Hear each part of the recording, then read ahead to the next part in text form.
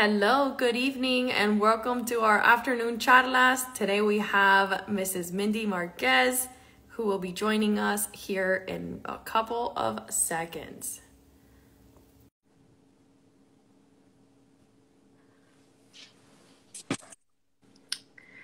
Hello.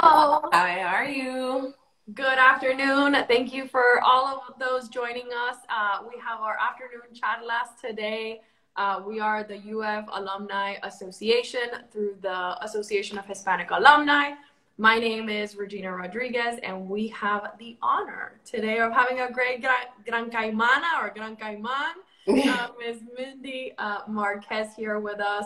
We are so excited to continue to host these charlas. Basically, Mindy and I will talk about her career and how she has gotten to where she's at today. The goal is to be able to create some awareness of the ability of the Hispanic alumni that have come from Gator community and what they're doing today.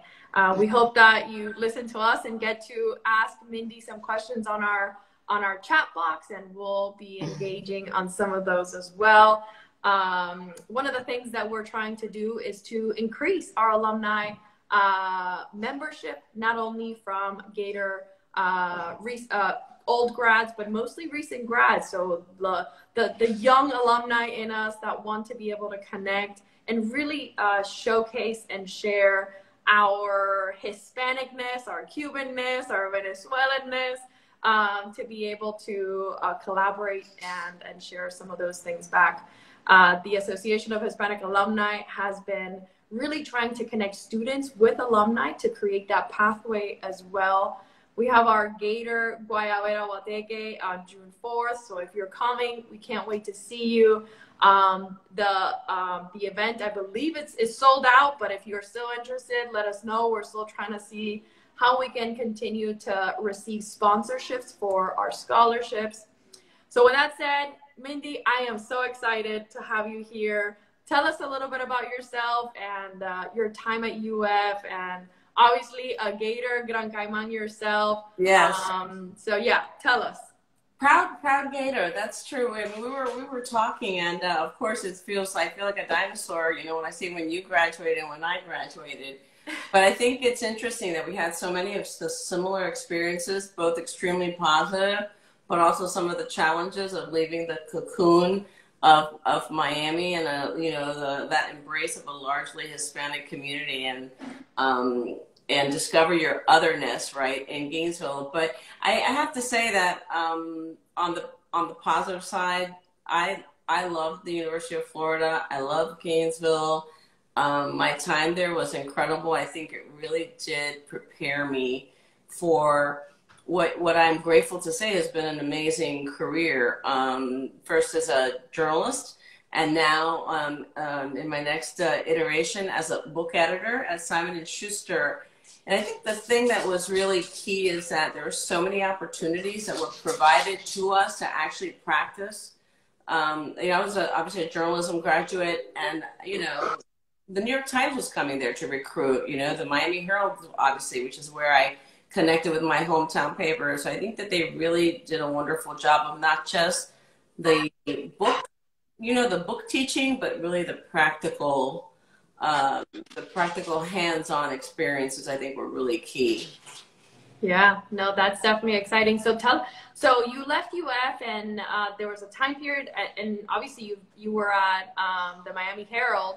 So how did that transition happen? Was that something that you did right away right out of school, or what led you to being the editor-in-chief, right, at Miami? Yeah, so I had a really great trajectory there. I literally, like I said, the University of Florida was great at providing hands-on opportunities, and I had done several internships. And the last internship I did after I graduated was at the Miami Herald, the summer I graduated.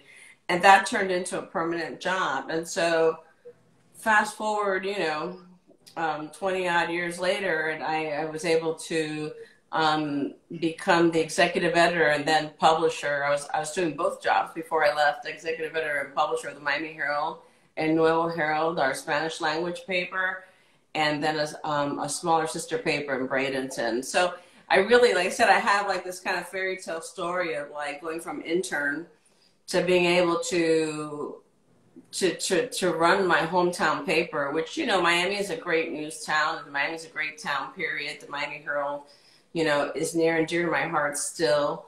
You know, just doing a great job, even in spite of the industry challenges. So I feel like I had a terrific run. And then, you know, what they say, you got to know when to leave. And so after 10 years as it's a very long time to be executive editor of a major metropolitan daily. And really, I love the Herald. I never wanted to really go anywhere else in terms of newspapers. So I almost ended up at UF, like I told you, but I ended up taking this path, which presented itself and is related to the skills that I did pick up at the University of Florida, right? Because it's all about storytelling, writing, it's about the craft. And so it's been so far so good. Yeah, no, I definitely want to talk about the storytelling, especially as a Latina and the Hispanic side. But I think one of the points that you mentioned with regards to, we have students that are joining us and that are going to watch this that are at UF today, and they're students that are trying to figure out their path and where are they going to end up. And these internships and opportunities to network while they're in school are so critical. I mean, for you, yeah. Definitely for me. And like, let's not wait until graduation to apply to a job, because those connections, maybe tell us about those connections during your internship that then leverage that opportunity on the back end at the Herald. I think that, you know, it was really key because I got my first internship after my sophomore year, which was a little unusual. It was, like you said, it was early. And listen, it meant going to live in Lakeland, Florida, which, no offense to anybody from Lakeland, but back in 1980, you know, yeah. Exactly. You know, they would literally, you know, they would close like a lot of the stores on no alcohol sales on Sunday. You know, there was hat shops because women wore their hats to church. But it was a very interesting place. But you know what? I was able to get great, what we called clips, you know, work samples, because spending that summer at the Lakeland Ledger. And by the way, interesting enough, the editor at the time was Gator Cubano Skip Perez. So, you know, we're kind of everywhere. But that, of course, once I had one internship under my belt, I actually applied for the Miami Herald internship my next year. And I hadn't heard from them. It looked like I hadn't been selected, and I was really, really depressed because I only applied to 2 papers, the Miami Herald and the New York Times. Of course, never expecting.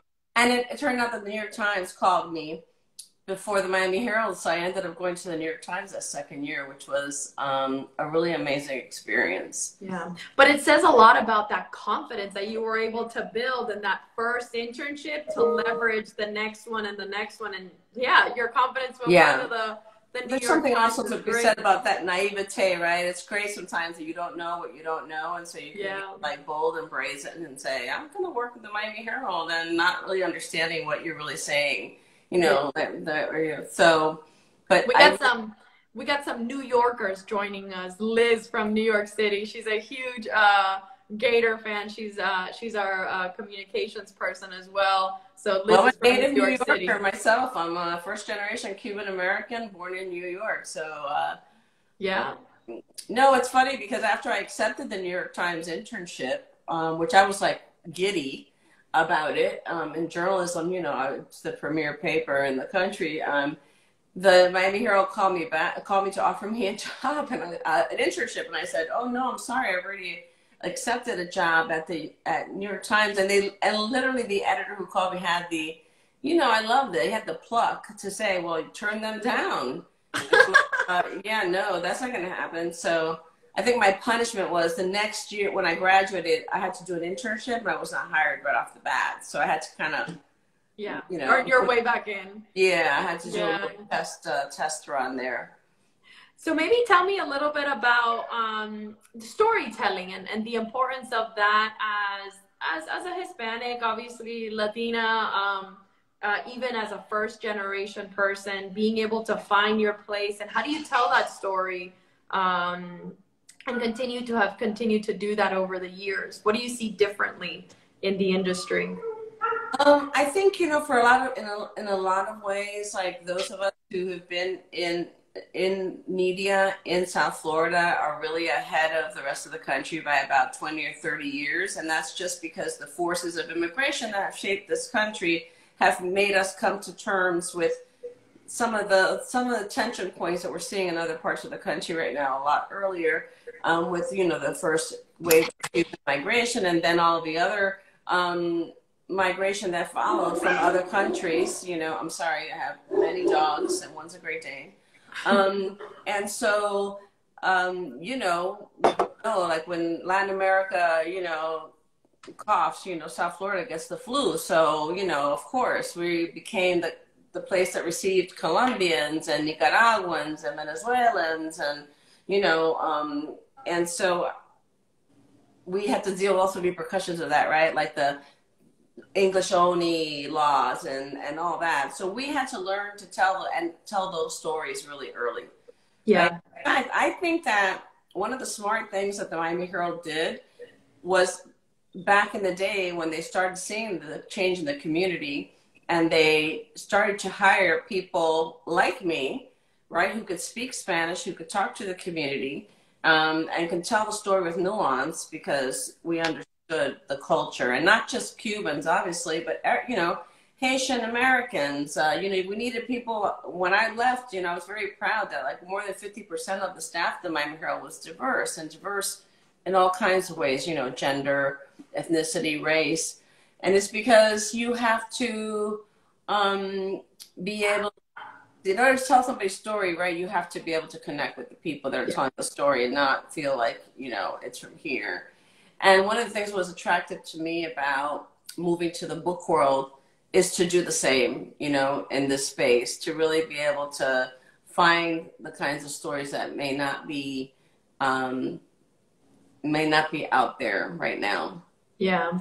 What about the difference managing two different newspapers? So in Nuevo Herald and the Miami Herald, like, what is that like? I mean, not many other cities in the world, in the United States, have that kind of two different audiences that may be significantly different, but both want to hear a similar story. Yeah, I mean, I think we had we had to really hone our ears and understand, like, how the stories, like you said, not all stories resonated in both communities.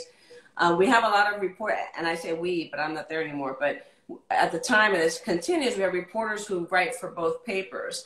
But again, some paper, like when you look at the front page of the Nuevo Herald and you look at the front page of the Miami Herald, they're often extremely different day to day. And it's because you have an editor who has, I think, the perfect sensibility for the Latin American community, putting together a Nuevo Herald. And it could be the same stories might appear in both papers, the print version, and online it's the same thing. You go online and you'll see that different stories are getting different featuring. Yeah. Right, because they're trying to speak to their specific audiences, and it's a trick. You know, it's tricky. It's a tricky balance. No, I totally get that. And it's a different community as well in terms of what kind of issues. I know that coming from an engineering perspective and being serving as the president of the Association of Cuban-American Engineers last year, it was about what do we want to tell back to our community in Cuba with the SOS movement and everything like that. So having that, I mean, when they go out in the streets with La Cazuelas and everything, like, that is the life, and like reporting that must be so close to your heart as a Hispanic person too. I say that I am glad that I was there to oversee the coverage of the death of Fidel Castro. You know, I think that would have gnawed at me, but no, I was able to direct the coverage of that, and now the first book that I have coming out in June is right here, and it's called Give Me Liberty, and it is the story. It's a biography of Oswaldo Payá, which you probably know, the Cuban dissident died under incredibly suspicious circumstances, I will say, in Cuba.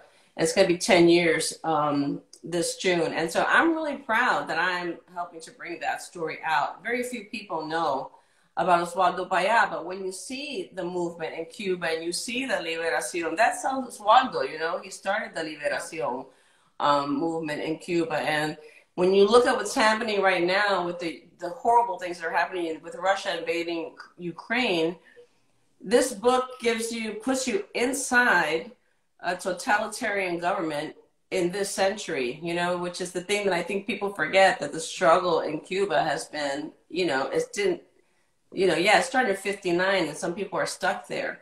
But the truth is it continues today. And we saw the bravery of these young Cubans and artists to just take to the streets. And being able to communicate that in the English media is so critical. Like my family and my cousins are the ones that are out there, and being able to do that still in Cuba, and I think about those that are from Venezuela and the Colombian, we have so much community that are in Miami, that are here in Florida, that end up going and becoming Gators because we have fled from our country. We didn't leave Cuba because we wanted to come to a different side because we were happy, or we're coming to a tourist area. We left. Our parents left on a boat. Your parents fled pre-Castro, and your husband the same thing post-Castro. So those are all very interesting things that help us leverage what we want to be and tailor our careers. Which is very interesting, and I'm so happy that you were able to experience that. If we look at the students, so like other Gator Caimanes that are here at UF today, obviously you yourself as a Gran Caiman, what advice would you have for students that are wanting to pursue media or journalism based on your past and what you have experienced in the current market and those changes that we see with, I mean, not many people still read the paper, the handwritten paper today. They get their media from like their phones. You know, I think the essence of journalism is still the same. I think the industry is going through seismic changes because what's changed is a financial model, right? Like we used to depend on advertising, and the advertising is still there, except it's going to the distributor, i.e. Google, and Facebook and whatnot, but they're not creating the content. It's, you know, professionally trained journalists around this country who are still doing the brave job of creating the content, and it's really important to our democracy. And so what I would say is I think any student who's trying to break into journalism right now, or communications more broadly, I think that there's a skill set that you can really use in a lot of different ways. So like, for instance, I was able to parlay it now, right, into a different career, but similar in book editing. And I think that what we were seeing when I was still at the paper, and I think is even more important now, is that really to be a communicator right now is, of course, you've got to be a great writer. I think that's like basic. That's the basics, yeah. The basic, and you're going to write. And now, before you should be like, oh, I'm going to be a broadcast reporter, or I'm going to be a newspaper reporter. Now it's like everybody's doing everything, because you have to write for the website. Even if you're on, broadcast, all the stories are running online, and they have to be written. And if you're writing for a newspaper, you still have to shoot video or take photos. So really what we're seeing is like a convergence of all these skills to create like multimedia journalists who could, and I think the idea is to get experience doing all of it. Yeah. Like, just learn how to do all of it. And I mean, obviously at the heart is just very good, fair and balanced reporting, because what we're seeing in the split in the country right now is because people are choosing which channel they want to watch that just echoes their own point of view. And we're a little to blame in the media for that, because I think we needed to,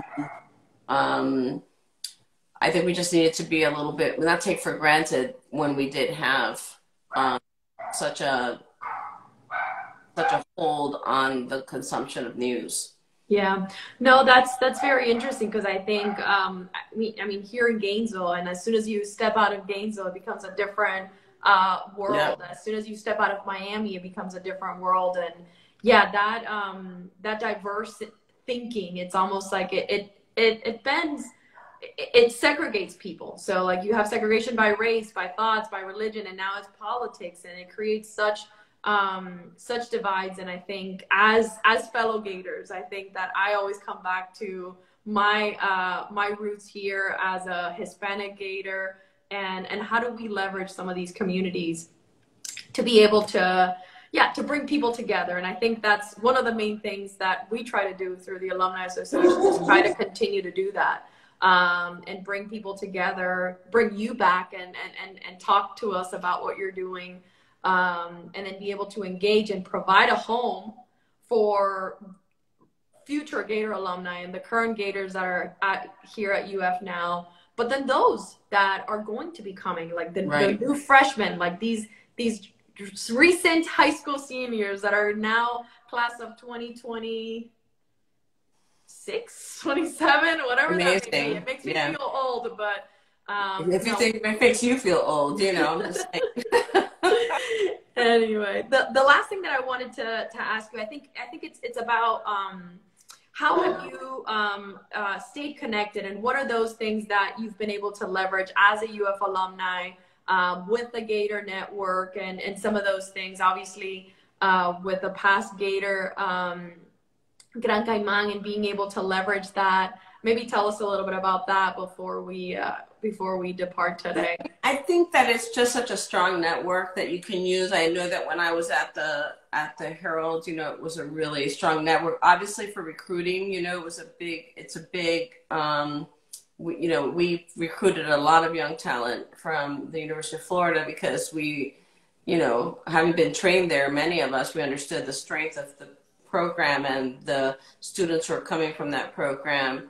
And I mean, I love, you know, I know you all, it's back, but it's sold out, the Gator Guateque, but I love those also, that there's some social opportunities to kind of meet other people or reconnect with people that you haven't seen in a long time. And I think it's a very important network when you're looking for, you know, I don't know, just even career advice or mentorship. Mentorship.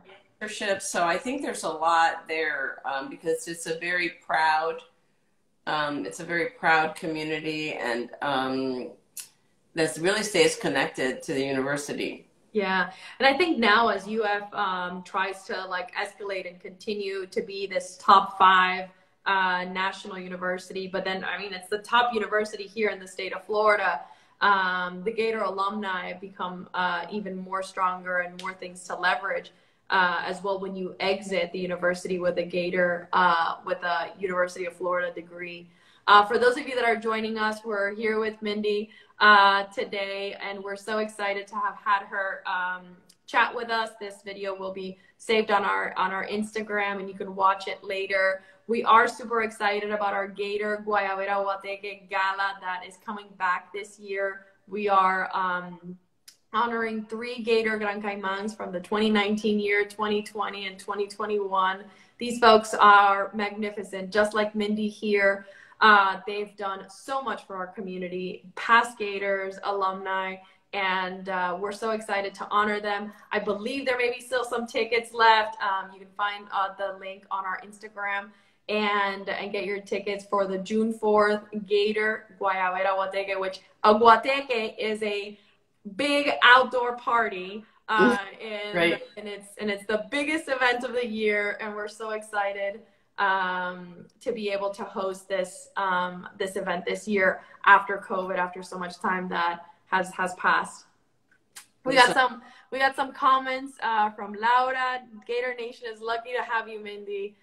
You make us proud. She's amazing. She's a mentee from a long time ago. Boy, talk about somebody who's just taken the baton and run. You know, she's an amazing reporter. And a wonderful person to boot, and she's just covering Washington, which is a huge beat, and she's amazing. Yeah. So thank you, Laura, because it's been a privilege to watch you you know, when she was just a young intern to now being like an amazing reporter and journalist in her own right. Yeah, no, most definitely. So with that, again, Mindy, thank you so much. A big Go Gators for everybody joining us today. And we will see you next time on our Alumni Charlas. Have a Thank great you so evening. much. Bye-bye. Bye-bye.